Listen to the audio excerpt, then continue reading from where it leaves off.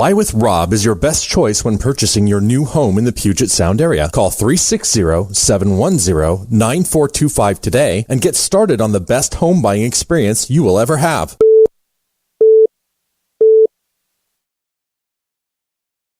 Now that's the job. It's not a science. You have to be able to make hard decisions based on imperfect information. Asking men to carry out orders that may result in their deaths. And if you're wrong, you suffer the consequences. If you're not prepared to make those decisions, without pause, without reflection, then you've got no business being a submarine captain. First of all, I just want to tell you what a great show you got. I listen to you all the time. Thank you. What do you want to talk about? Hey, did I tell you guys I got a goat? February 1968, Joseph and 98 other crew members sailed from Norfolk on the USS Scorpion. The nuclear-powered sub's destination, the Mediterranean, for a 3-month deployment against the backdrop of a simmering Cold War. They were on a mission. And the mission was following Russia. In May, the Scorpion skipper radios ahead. The sub is returning home. On the 27th, families wait anxiously at Pier 2 at Naval Station Norfolk. The sub never appears and never will.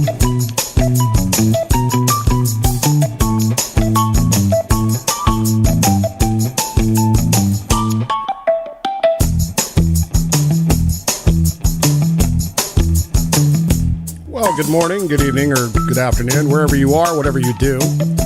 A lot of things happening in the world today. Most of them are far beyond our control, you might say. So perhaps it's time to take a pause and thought about life and thought about the laws of gravity, submarining, the sea, the dangers, the missing, the lost, politics and or the news, maybe. Don't touch that dial. Just try to hear me out for a little while. Look, 1968 was a bad year to be a submariner. The French, the Israelis, the Russians, and the United States all lost a submarine that year. Of one, nothing has ever been found. In 1999, the Israelis found theirs. The Russian K-129 and the USS Scorpion may have been linked by fate or intrigue or simply by coincidence. There is only one thing that we know for certain, and that is what we don't know. What else is new, am I right? Here's how you get a hold of me.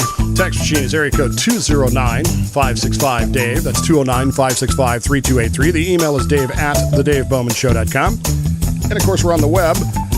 Just look for The Dave Bowman Show on Facebook, Twitter, iTunes, not Spotify. And use your preferred non-denominational web search browser to take you to thedavebowmanshow.com. Ego biberi capulas ad oliva verve. I drink coffee that others might live. So it was very early in 1982 when I found myself in New London, Connecticut for submarine school in the dead of winter. If you're going to go to New London, Connecticut, dead of winter probably isn't the best time to go. I mean, it's cold. And in submarine school, they put you in a damage control trainer that floods water directly from the Thames River, which is frozen. It was an experience. Let me assure you that it was an experience. One of the things they do, though, is they try to encourage you while you're there to get down and see things and visit submarines and see things so that you can get kind of familiar with what's going on. You're early in your training. They want you to experience some of this stuff so that if it's not for you, they can find out early. And so they encourage you to go down to the piers, the piers there in New London, Connecticut, and visit submarines while you're in submarine school. And so it was, as I recall, a very cold, snowy day when myself and three of my compatriots made our way down.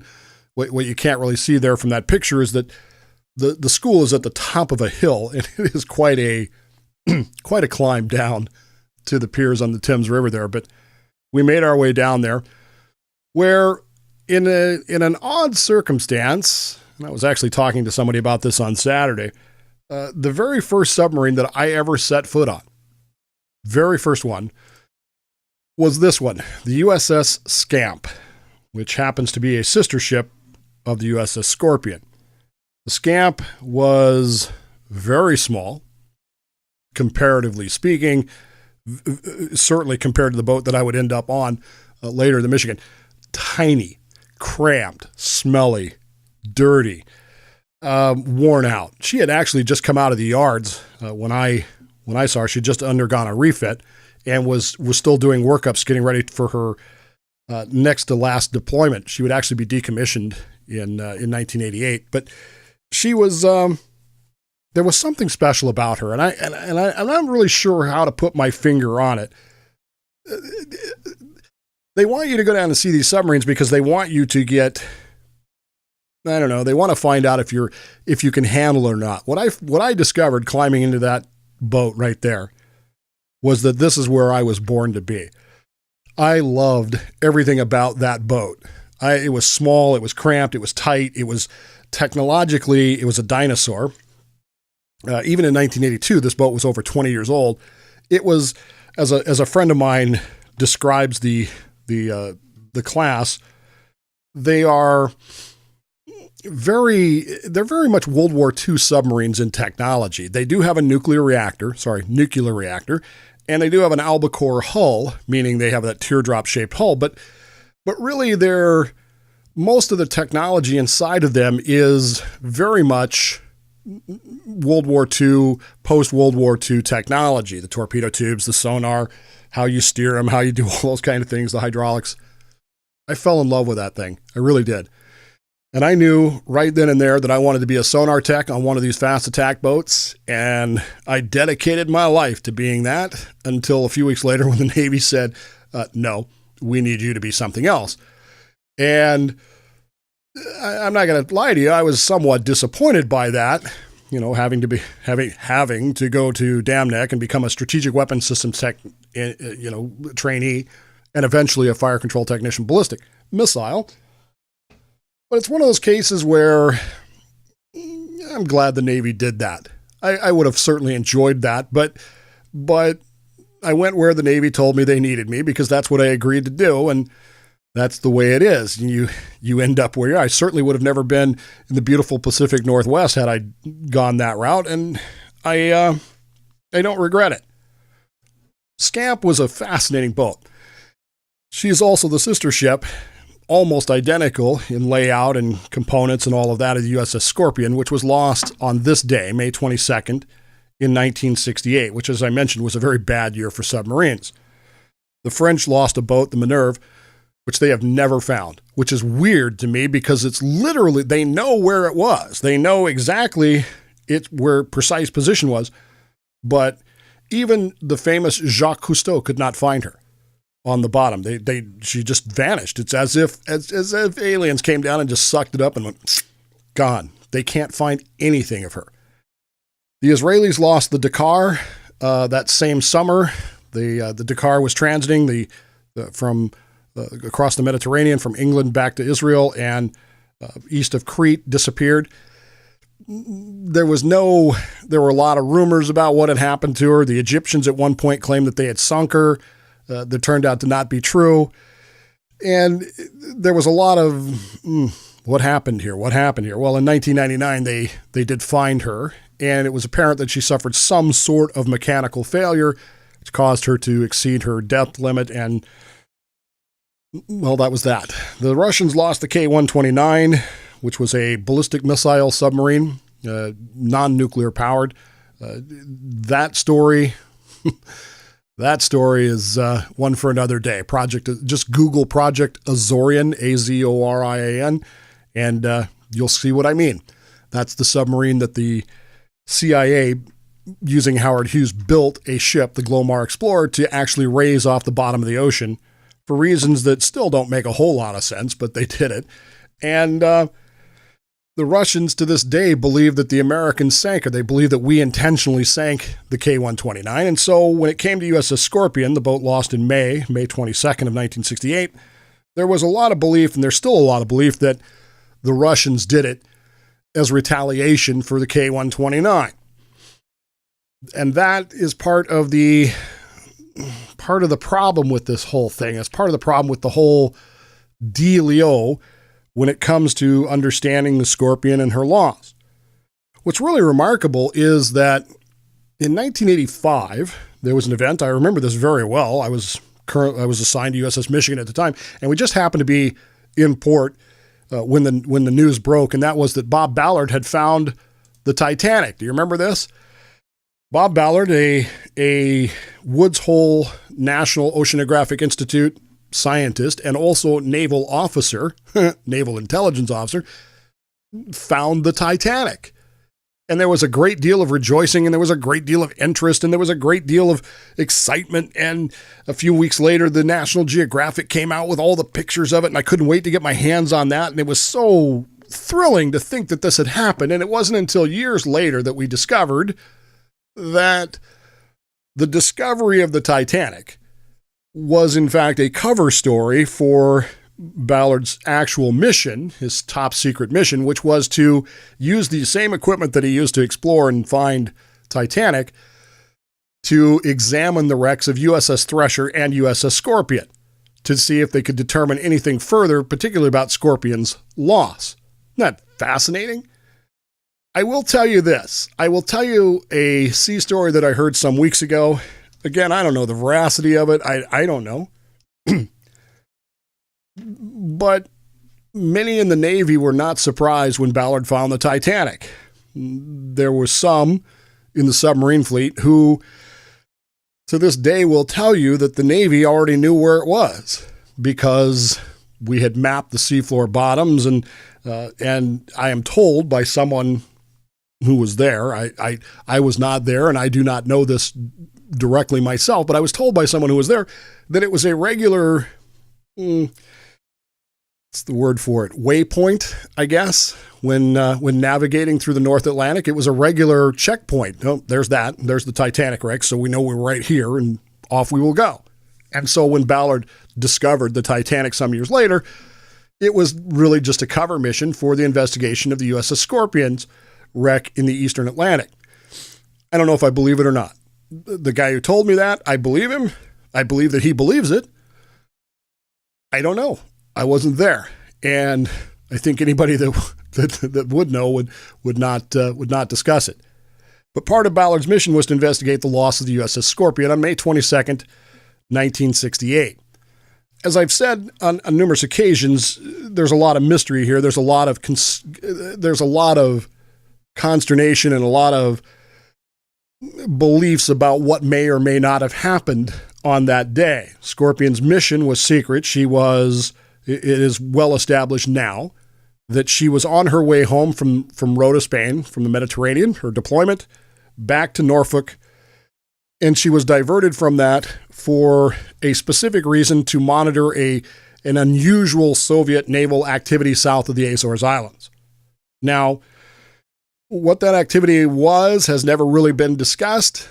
Again, I have no knowledge of it. I wasn't there. I was 5 years old. I was actually 4 years old at the time. And what it may or may not have been, who knows? What we do know is that Scorpion was lost. And to this day, there are still debates about what happened and why. Her wreck wasn't discovered until months later. That's, again, one of these discussions that you get into with people who will say, wink, wink, nod, nod.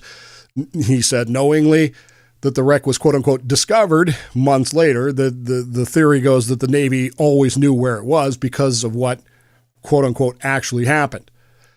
There are a lot of questions about this wreck, and there are a lot of questions about what happened. One of the things that they do, again, in submarine school, back when I was in New London, Connecticut, and I was visiting Scamp and Sea Dragon and Boston and some other submarines as well, they take a day, as I recall, and talk about the boats that have been lost, particularly Thresher and Scorpion. And while most of the focus is on Thresher, because Thresher's accident has been beaten to proverbial death, it is the accident that led to SubSafe. It is the accident by which the Navy learned, because it was an accident, and we study that. Scorpion, because it's quote unquote mysterious, not so much, but we do talk about it. But they want you to understand the dangers that are involved here. They want you to understand that things can go wrong. And that if you're volunteering for this, you need to accept the fact that things can go wrong, and that when they do go wrong, people get hurt and people die. And if you're not ready for that, well, then this probably isn't the place for you. And I don't recall it as being an attempt to actually scare you kind of thing. I do remember it being very subtle. I do remember it being, look, up to this point, we've talked about how submarines work and submarine history and submarine development. We've sent you down to see some submarines. We've let you ask all the questions you want.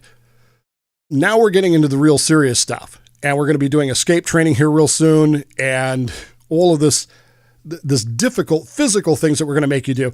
And we want you to understand that this is dangerous. And we want you to understand that men have died doing this, and that it's inevitable that men will die again still doing this. And you need to understand that. And one of the things we discuss rather extensively is the loss of Thresher and Scorpion. And Scorpion's loss, again, mysterious. And I recall them playing us an audio tape. This may not, I've talked to other people that went to some school around the same time I did, and they don't necessarily remember it this way, but I remember that tape being described as, quote, the torpedo that hit Scorpion, that the Russians actually fired on her and hit her and sank her. That's what I remember. Here's the problem with that is I have no way of knowing what that tape was. That tape could have been, created in a laboratory for all I know. I have no way of tracking the chain of custody of that tape. And maybe they just implied that this is what it would sound like if a submarine got hit. I don't necessarily recall. It was, 38 years ago. What I do know is that it impressed upon me the fact that there are grave dangers in the ocean, and the enemy is only one of them. When the Scorpion sank, she broke into three main pieces. The bow section, the stern section actually telescoped in on itself, and then the sail broke off and floated away the other way. The damage is extensive. It is difficult to determine exactly what would happen, and yet there are a lot of people who believe that the Navy actually knows what happened. Whether that was an enemy action, whether it was a battery explosion. For many, many years, the belief was that a Mark 37 torpedo lit off, did what we called a hot run in the torpedo room, and the submarine was not able to shut it down in time, and it exploded and took out the ship. I've never bought that theory simply because of that simple photograph of the bow section is intact. And if you've ever seen pictures of the Kursk, you know what I'm talking about. A torpedo blowing up in there. You're not going to have that. It's just not going to look like that. That's the problem. The stern wreckage, again, it's hard to describe this as what you're seeing, but this, essentially the engineering section telescoped into when the bulkheads collapsed.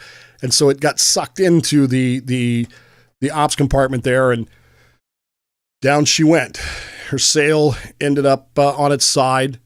The masts are extended, but who knows how much of that is because of damage that was done, because of the implosion. Who knows? And that's part of the problem that we've got. What we do know is that the sound was picked up and analyzed quite extensively. Even well into the 2000s, this sound was being completely analyzed and reanalyzed and relooked at and rethought at. The comforting part of this, I guess, you got 99 men on that submarine, and literally from the second the hull plates began to bend, it wasn't HY80 steel back then, but when the hull plates began to buckle, from the time that started to the time that the hull actually imploded, boom, the explosion, and that all the crew members were dead, was literally less than half a second.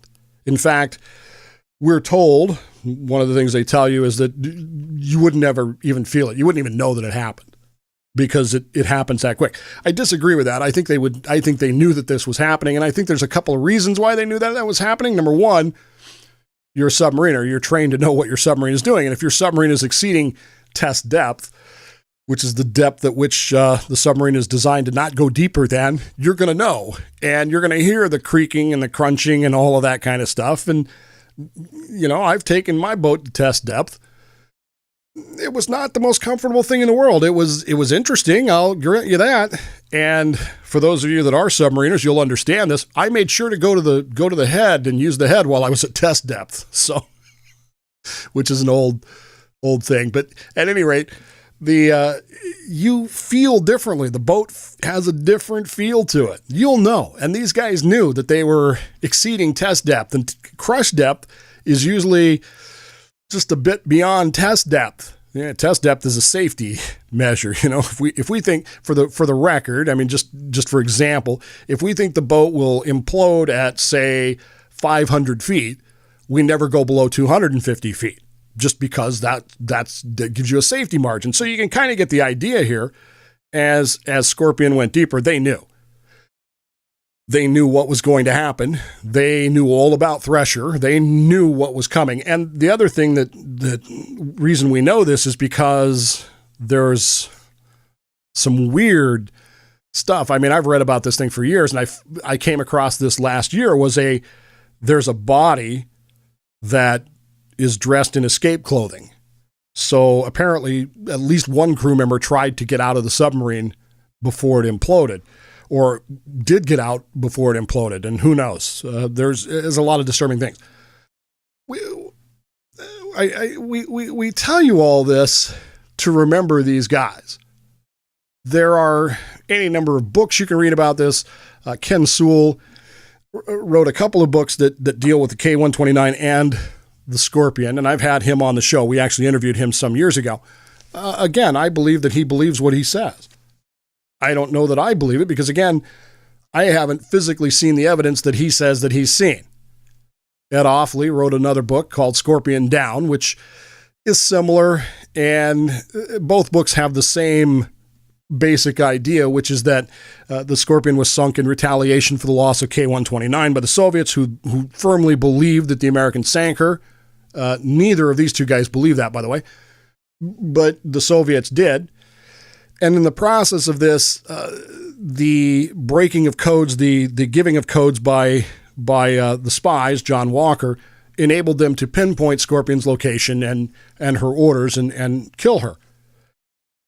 It's kind of, why would you do that to her? But I guess whatever works. And then there's probably the best book on it, Why the Scorpion Was Lost, by Bruce Rule, who is an acoustic analyst. And ultimately, he concludes that it was a battery explosion, that the battery in the forward compartment exploded, which would be consistent with some of the damage that you see, and that this was just purely an accident. This was sending a really crappy submarine that was beat to hell, that had lots of problems mechanically, visible cracks in her hull and that sort of thing, depth limited to 300 feet, sending her to sea to do a mission that, I guess in the broad scheme of things was important, but in reality should have been undertaken by a more capable submarine. But she was the only one available. It's kind of like Star Trek and Enterprise. She was the only one around. So they sent her out there and do that. In all of this, though, there is one thing that remains that still we don't know. I mean, that's the thing. There are people who believe that the Navy knows intimately what happened to USS Scorpion. And you've got these families, these 99 men's families, standing on the pier on June 2nd, waiting for a submarine that the Navy knew was gone. They knew it was sunk on the 22nd of May. So they let them families go, the 27th of May, they let them go out on that pier and wait. The Navy had known for 5 days that this submarine wasn't coming back. And yet they let those families go stand out there on that pier in the rain, waiting for this ship to come back that they knew wasn't going to come back. And that, I think, has been the frustration of Scorpion since the first day. It isn't that Scorpion was mysteriously, disappeared or whatever. It isn't any of that. It's that the Navy won't be forthcoming with it, and still won't be forthcoming with it all these years later. 51 years later, the Navy still won't talk about what they know and or don't know. They just deflect everything. And even if this is a Cold War, battle, the Soviet Union doesn't exist anymore. The United States isn't the country that it was in 1968. Maybe it's time, in honor of these men, to let them know what happened, to let those families get some closure, to answer the question to the country. Would there be lessons to be learned from that, do you think?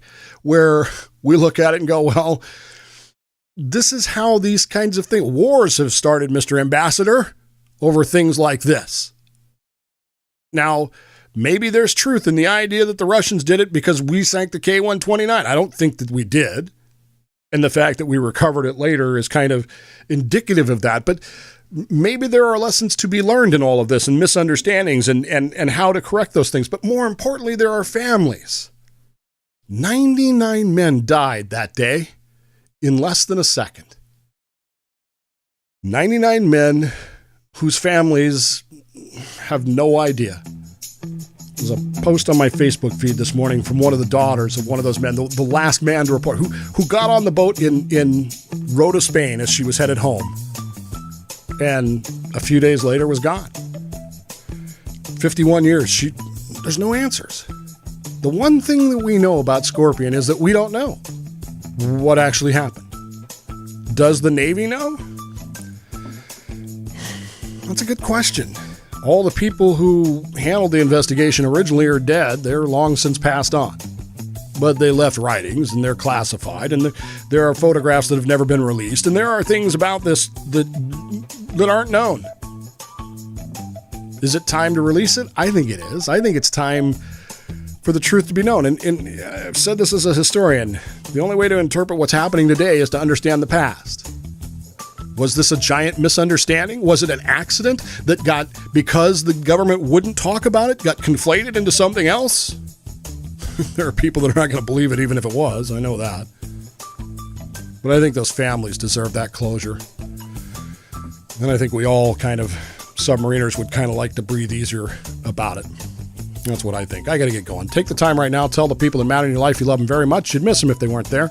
So don't pass up those opportunities you don't want to have that regret. Plausibly Live, I'm Dave Bowman. This is my show, The Dave Bowman Show. We'll see you later, right here on the Podcast 99 Internet Radio Network.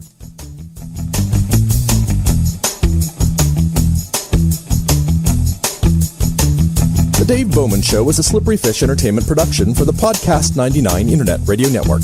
For more information or to complain about how the show offended you, the text or voicemail number is 209-565-DAVE. For more information about the show, log on to thedavebowmanshow.com. Hey, I'm going to go do something productive. I'm going to go watch television.